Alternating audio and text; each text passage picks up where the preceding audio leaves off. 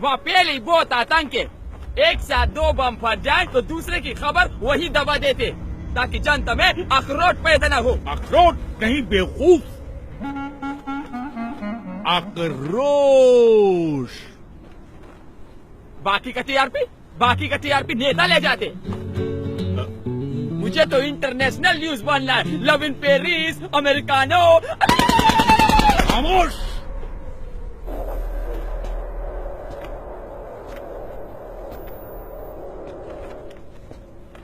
बदअक्ल, बदशक्ल, बेवकूफ, नामाकूल, गुस्ताख। इसके लिए तुझे अंग्रेजी सीखनी चाहिए थी, काफिर की औलाद।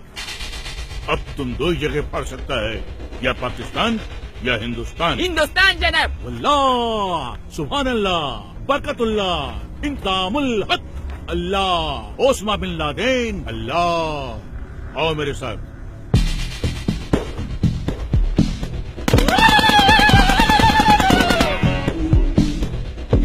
एक बात ध्यान रखना, किसी भी मुल्क में जाकर पढ़ने के लिए सबसे पहले तुम्हें उस मुल्क के आम आवाम का एक हिस्सा बनना पड़ेगा,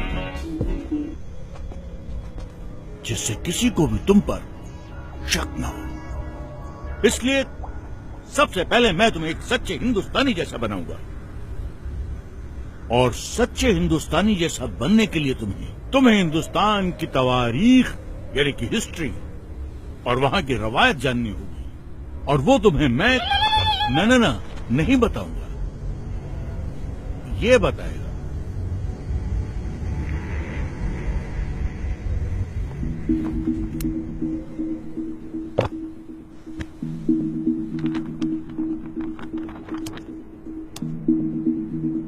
We made a tryst with destiny, and now the time comes when we shall redeem our place among those Indians who are now abroad.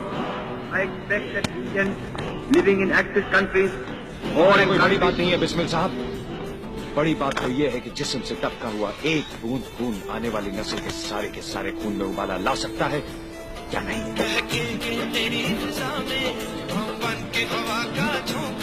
किस्मत वालों को मिलता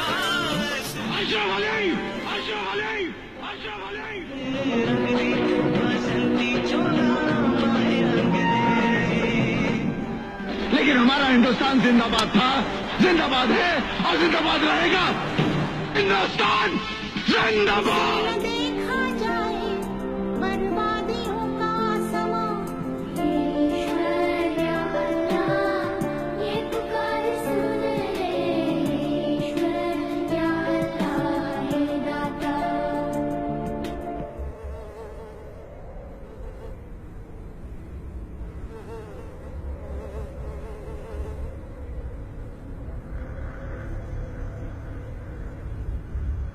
सुभान अल्लाह, अब तो एकदम हिंदुस्तानी जैसा लगता है। कैसा महसूस होता है? एकदम इंसान जैसा।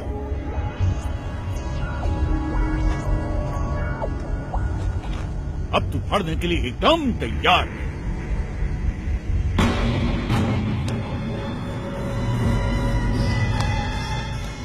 जाओ, अब फाड़ दो इसको।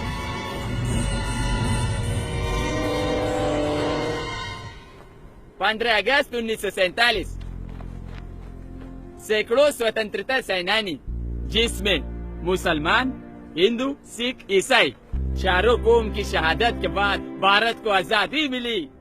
एक ही तिरंगे के नीचे खड़ा होकर हम सब ने मिलकर भारत का संविधान बनाया, जिसमें जितना अधिकार एक हिंदू को दिया, उतना ही अधिकार एक मुसलमान को, और उतना ही एक सिख और उतना ही एक ईसाई को दिया। एक ऐसा देश जो हर मजहब को जानता हो, पहचानता हो, अपना मानता हो। ऐसा देश जहाँ पर हिंदू के मंदिर की घंटियों के साथ अजान मिलकर पूरे हिंदुस्तान को एकता का पाठ पढ़ाती हो। ऐसे देश पे कोई कैसे बम फाड़ सकता है?